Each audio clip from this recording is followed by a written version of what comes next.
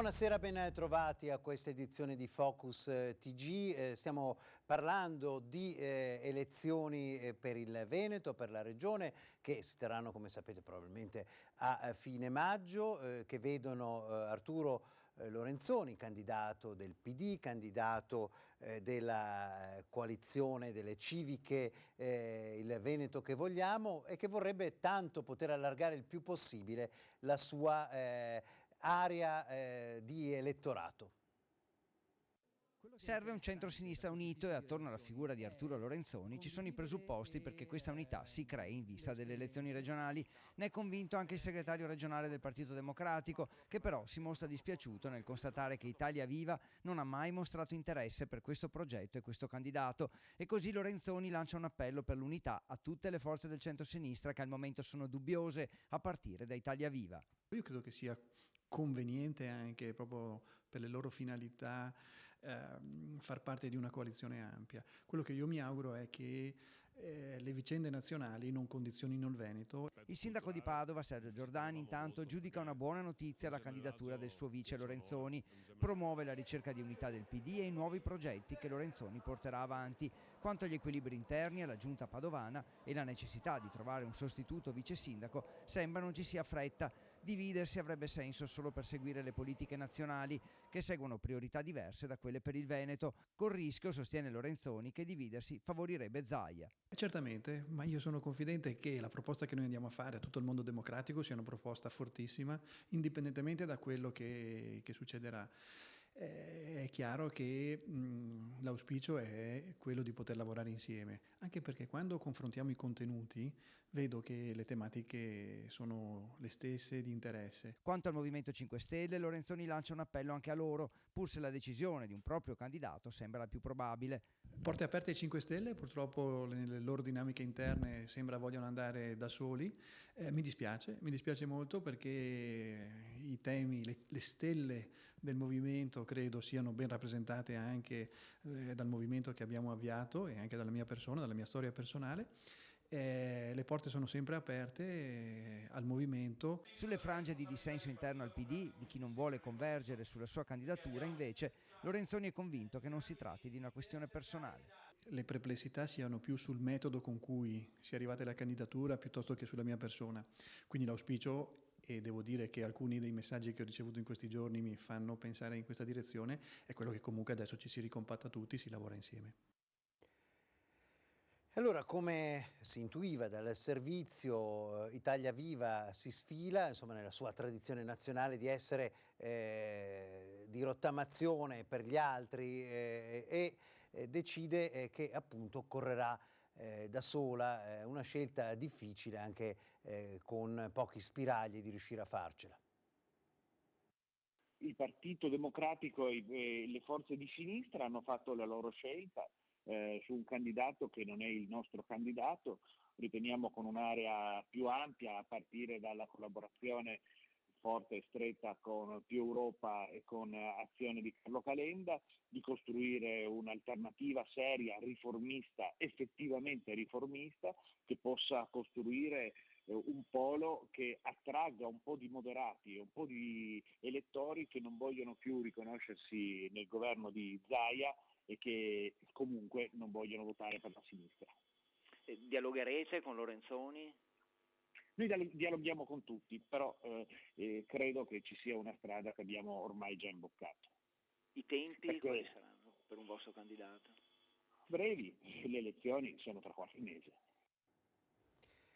A San Martino di Lupari nessuno ritiene fondato, perlomeno non abbiamo trovato in giro persone che ritengono fondate, le accuse di violenza sessuale nei confronti del parroco Don Livio Buso. Il sacerdote durante la messa domenicale ha anzi annunciato querela nei confronti di Gianbruno Cecchin. I più stretti collaboratori di Don Livio Buso ammettono che il parroco del Duomo è distrutto. Al momento è introvabile, non solo, crediamo, per i molti impegni. Quello che aveva da dire sulle accuse di violenza sessuale commessa 30 anni fa al seminario di Treviso, rivoltagli da Gianbruno Cecchin, lo ha detto direttamente ai suoi parrocchiani durante la messa domenicale. Pur con un grande dolore dentro, sono sereno, vi assicuro in coscienza e di fronte a Dio, che quanto dichiarato è privo di fondamento. Il sacerdote ha concluso che presenterà una denuncia per calunnia e diffamazione. A San Martino sembra davvero unanime la stima nei suoi confronti e nessuno crede alle accuse. Come già ho avuto modo di dire a Don Livio, siano infondate, come già lui stesso ha detto.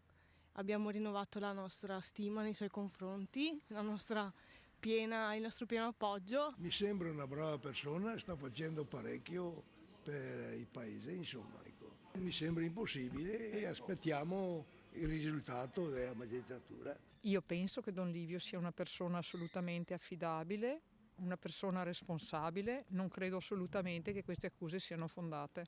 Da quello che io vedo come persona mi sembra un buon parroco, una buona persona. Io non credo, per la persona, per quel poco che lo conosco, mi sembra una cosa infondata. Conoscendo Don Livio mi sembra veramente difficile che come persona possa agire nascondendo un segreto così pesante. Ecco, tutto là. Questo insomma è quello che si sente dove Don Livio sta facendo il suo ministero, insomma sta facendo il parroco. Ma parliamo del 1° maggio perché quest'anno la manifestazione nazionale si terrà a Padova. CGIL, CISL e UIL quindi hanno deciso con le segreterie unitarie, con i segretari generali Maurizio Landini, Anna Maria Furlan e Carmelo Barbagallo, che per il prossimo 1° maggio abbiamo pensato di lanciare l'idea di Padova, che è stata definita la città del volontariato, ha detto Barbagallo, spiegando che le motivazioni e quindi lo slogan saranno dettagliate in base agli esiti del confronto con il governo. Quindi quest'anno il 1° maggio nazionale si terrà a Padova.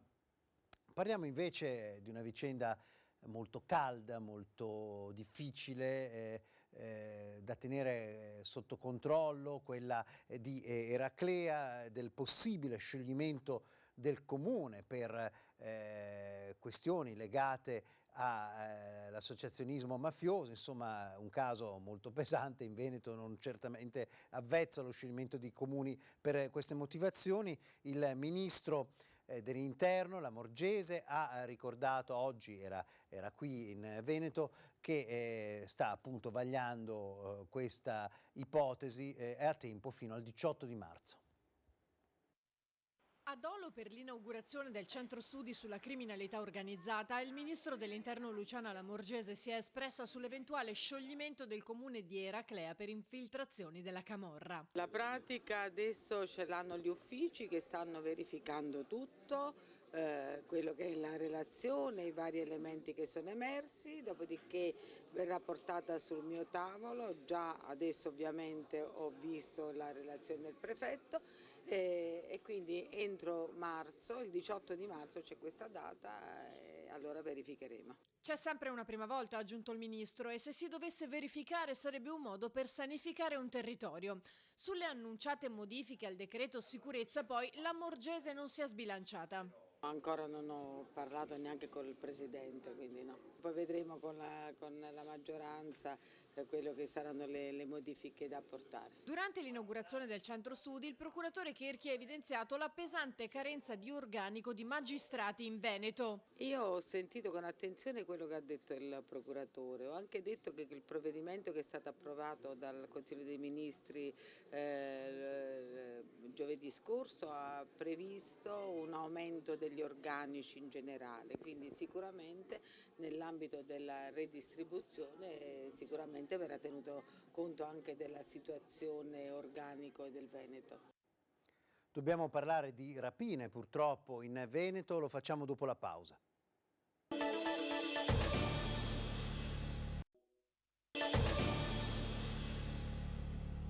C'è stato un momento di paura a Marcon dove un rapinatore armato ha fatto irruzione in un locale davanti al municipio. Il barista è stato colpito alla testa con il calcio di una pistola.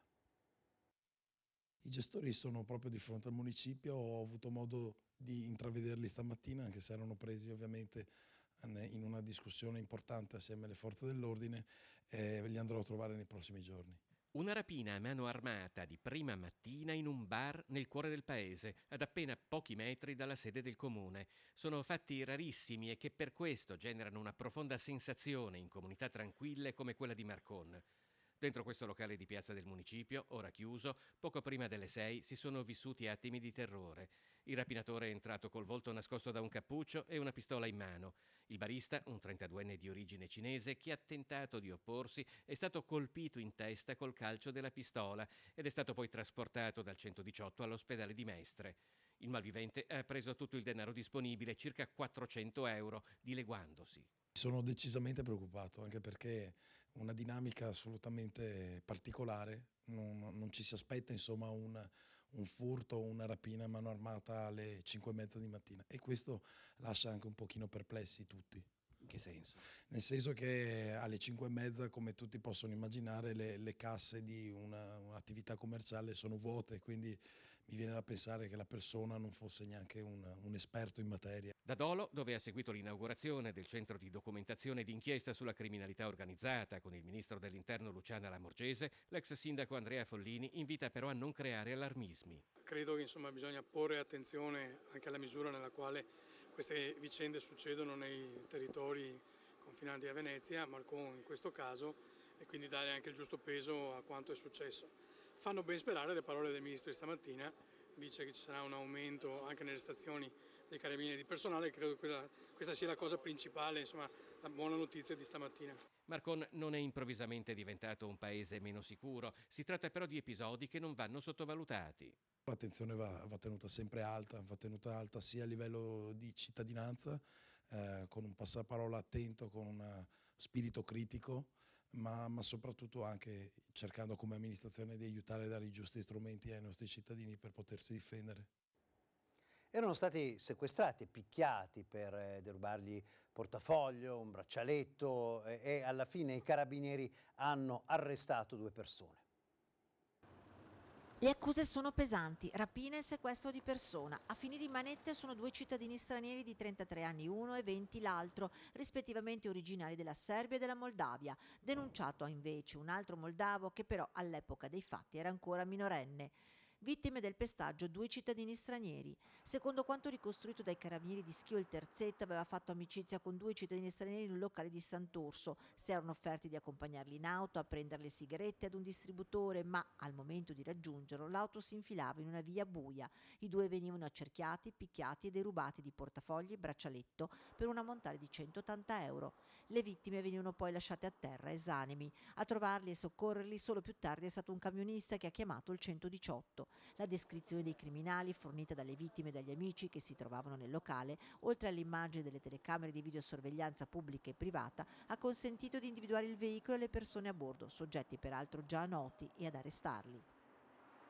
Un sindaco interviene verbalmente su un campo nomadi abusivo, stiamo parlando di Cadonaghe alle porte di Padova, e viene pesantemente minacciato da un rom sui social. Dopo il nomade si scusa, ma è troppo tardi. Sono esterrefatto, tanto quanto l'altro giorno ho letto, diciamo, queste minacce. Le scuse io prendo atto, ma non posso assolutamente accettarle. Quell'attacco, quelle minacce non sono rivolte a me solo in quanto sindaco, ma a una comunità intera che chiede legalità. A questo sindaco bisogna mozzargli le mani e i piedi, così non si muove più. È la minaccia indirizzata con un messaggio su Facebook al sindaco Marco Schiesaro, che ha denunciato l'autore del post, un componente di una comunità Sinti e Rom stanziata in un campo di sosta che il comune vorrebbe sgomberare ritenendolo abusivo. Oggi le scuse del nomade che Schiesaro ha denunciato ai carabinieri non per paura, dice, ma per il fatto che è stata presa di mira l'istituzione.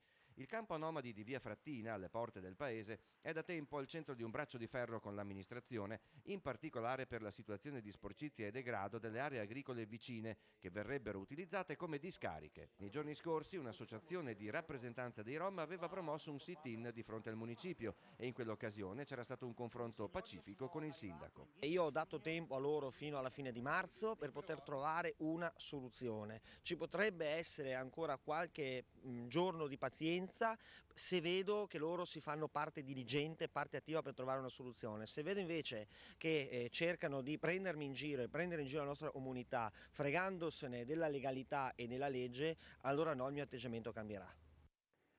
Il calo delle nascite in Veneto, l'aumento dell'età dei residenti. Tutto questo ha una spiegazione. Facciamo un esempio di Padova, ma potrebbe valere per altre città e vediamo come la spiega un sociologo. La popolazione padovana invecchia, l'età media in città è salita a 47 anni, gli anziani ultra 65 anni sono circa 210.500, il 22,4% della popolazione, mentre gli ultra ottantenni hanno raggiunto quota 65.495, di questi 40.000 sono soli e solo 1 su 4 non è autosufficiente. C'è l'incapacità di renderci conto di alcune nuove disabilità che vengono prese sotto gamba, per esempio la cecità che sta avanzando abbastanza in maniera significativa e anche la sordità, soprattutto la sordità, il 60% degli over 75 ne soffre, però viene presa come un male minore mentre questo ha un significato.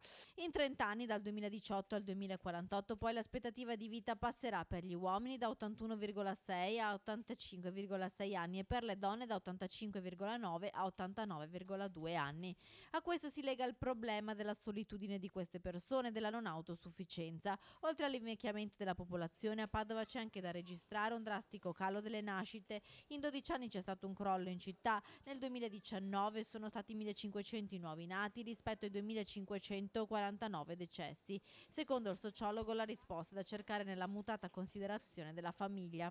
Oggi la famiglia la chiamano la famiglia sì degli affetti, ma del desiderio, cioè a dire due persone si mettono insieme se hanno un desiderio convergente, l'uno di stare con l'altro, ma questo non significa la famiglia, significa il fatto che quando il desiderio dell'altro scompare la famiglia naufraga, quindi è su basi molto deboli, non c'è più quel senso, no, sociale.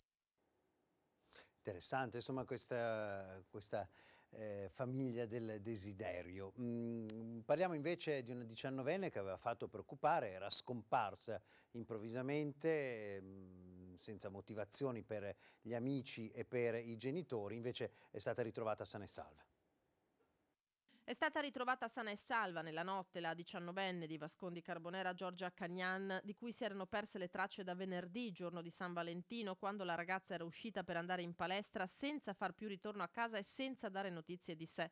Si è rivelata corretta la pista del biglietto per Napoli che, come accertato dalla polizia ferroviaria, la ragazza aveva acquistato all'edicola della stazione dei treni di Treviso e poi regolarmente obliterato. Le telecamere di videosorveglianza della stazione delle Corriere hanno filmato la giovane e da lì la polizia ha allertato i colleghi della questura partenopea che hanno rintracciato la 19enne nella notte intorno all'1 in un parco poco lontano dalla stazione di Napoli, facendo tirare un sospiro di sollievo alla famiglia della giovane, prima tra tutti la mamma Sabrina Sbeghen che ne aveva denunciato la scomparsa e ai tanti che anche via social si erano mobilitati per ritrovare la ragazza.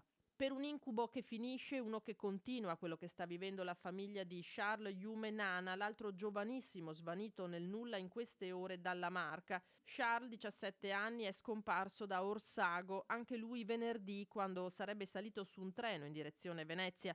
L'ipotesi è quella di un allontanamento volontario, anche se il ragazzo, che a differenza di Giorgia è minorenne, non aveva mai compiuto gesti di questo genere. Charles ha lasciato il telefono a casa e di ritorno da scuola è sparito. Il padre ha presentato denuncia ai carabinieri di Cordignano. Dopo la pausa parliamo del carnevale a Venezia, tra l'altro.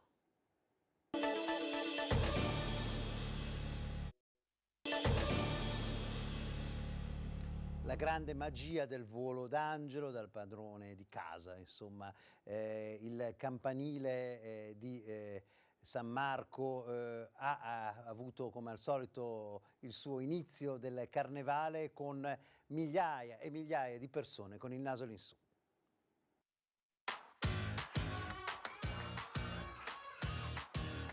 In uno splendido abito nei toni del rosso, il colore dell'amore, tema del Carnevale 2020, Linda Pani, Maria dell'anno 2019, domenica a mezzogiorno è scesa dalla loggia del campanile di San Marco nei panni dell'angelo. Ad accoglierla una piazza San Marco affollatissima.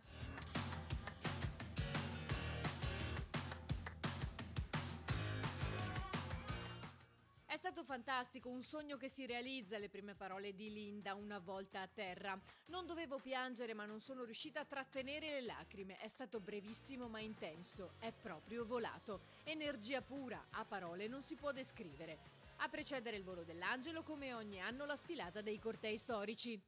Sul campo sono stati impegnati 120 uomini e donne della polizia locale, cui si sono aggiunti operatori di tutte le forze dell'ordine, uomini del comando provinciale, dei vigili del fuoco, 120 steward di Vela SPA e operatori dedicati, 70 volontari di protezione civile, unità del personale sanitario del SUEM e della Croce Verde. Abbiamo messo in campo una bella macchina da welfare, oserei dire, che ieri ha dato i suoi frutti, un grande coordinamento tra le forze di polizia, Carabinieri, Finanza, Polizia di Stato, Polizia locale. Io dico che in queste circostanze la squadra deve funzionare. Noi abbiamo messo in campo una bella squadra, una grande armonia, l'obiettivo è quello di garantire la sicurezza ai cittadini. Sono manifestazioni complesse perché vengono fatte in luoghi storici, però siamo riusciti con questo evento veramente a mettere a punto la macchina. Faremo ancora di meglio, perché io dico sempre che oggi non è come ieri e domani non è come oggi, e quindi dobbiamo sempre migliorarci e fare di più, cosa che faremo già domenica prossima nel volo dell'Aquila. In che modo? Affineremo tutti gli afflussi, vogliamo che le persone arrivino in maniera fluida alla piazza, cioè finalizzando quindi la sicurezza sempre anche alla serenità dei cittadini. E a Carnevale si brinda senz'altro con Prosecco, probabilmente avrebbero preferito questo i produttori piuttosto quello che è accaduto sul Montello quando un'autobotte di Prosecco si è ribaltata.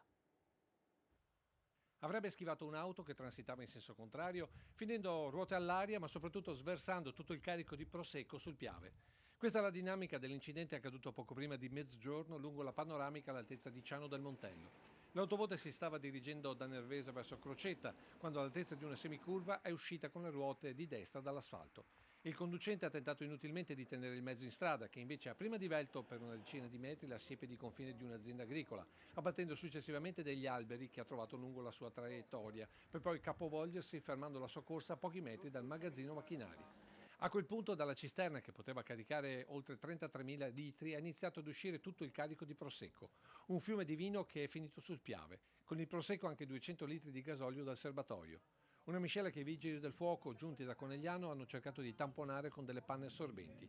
Illeso il conducente, un 60enne di San Biagio di Callalta, negativo all'alcol test, che non ha potuto far altro che chiamare i soccorsi, mentre sul posto, oltre all'ARPA, sono giunti i carabinieri per i rilievi.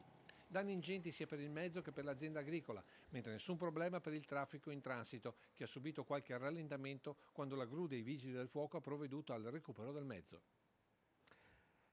La giornata del gatto con una colonia felina che nasce in un luogo piuttosto insolito, ovvero un ospedale. Nella giornata nazionale del gatto, l'ospedale ha ufficializzato la presenza assidua di 5 amici che da tempo scorrazzano tra l'ingresso e il giardino.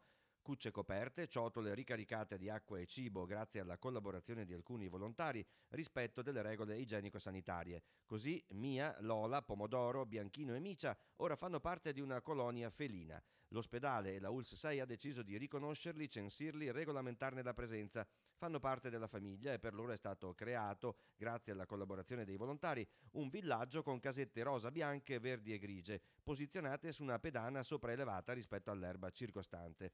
Le colonie feline presenti tra Padova e provincia sono 3.174, con 24.000 gatti a vita libera, tutti sterilizzati gratuitamente e microchippati.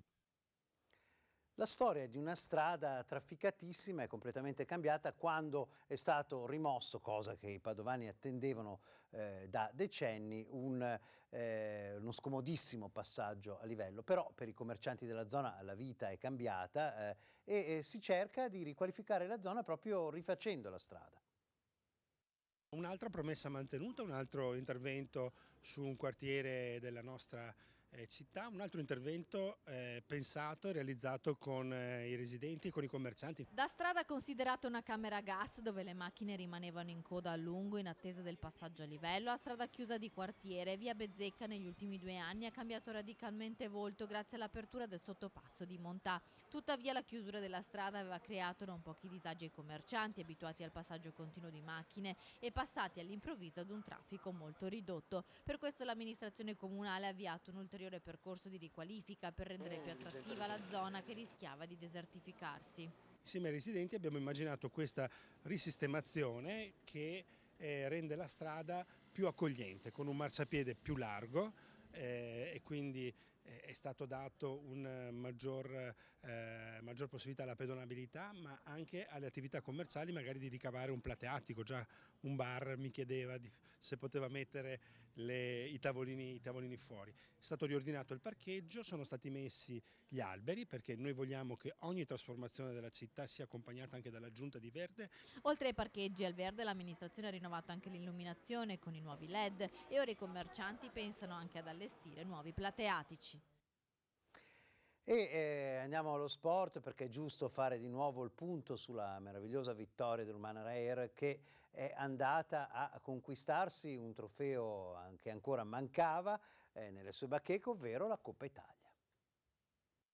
73-67. Il Palasport di Pesaro diventa teatro dell'ultimo trionfo Reyer, che battendo Brindisi si aggiudica la prima Coppa Italia della sua storia e continua ad arricchire un palmarès sempre più prestigioso. 2 scudetti a più di 70 anni dalle ultime vittorie in campionato e una FIBA Europe Cup, primo trofeo internazionale portato a casa dagli Orogranata. L'Umana Reyer di coach De Raffaele è una realtà consolidata della pallacanestro italiana che sta vivendo gli anni più belli da quando nel 1925 fu costituita la sezione sociale di pallacanestro dell'allora Società Veneziana di Ginnastica Costantino Reyer. Devo ringraziare i miei giocatori perché veramente mi seguono in tutto, e quindi quando poi proponi delle cose tecnico-tattiche sul campo, se non hai questa connessione con i giocatori è impossibile farlo. Abbiamo scelto di riconfermare il gruppo che ha vinto lo scudetto, e questo è quello che torna indietro quando tutti ci hanno criticato in maniera profonda, e queste critiche mi hanno fatto riflettere e mi fanno riflettere. A Pesaro, con un avvio al fulmicotone, la Reyer ha chiuso il primo quarto a più 10,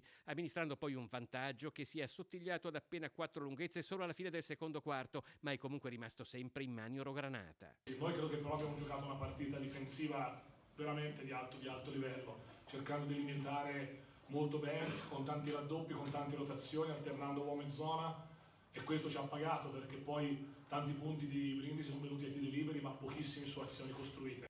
La Coppa Italia arriva a Venezia giusto il tempo per festeggiare. La Reyer è già pronta alle prossime sfide della stagione. Grazie molte per averci seguito, una buona serata a tutti.